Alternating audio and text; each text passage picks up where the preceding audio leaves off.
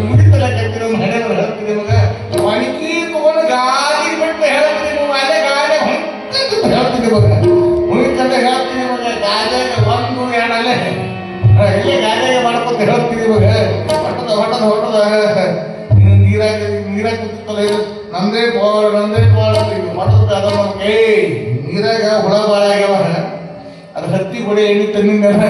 ಅದು ಎಣ್ಣೆ ತಗೊಂಡ್ ಬಾ ನೀರಾಗ ಹಾಕ್ತೀನಿ ಅಂದೇವು ಈಗ ನನಗೆ ಬಂದ ಹೇಳಕ್ಕಿಷ್ಟೇ ಕಾಮದ ವಾಸನೆಯಲ್ಲಿ ಸಿಲುಕಿರುವಂತಹ ಮನುಷ್ಯನಿಗೆ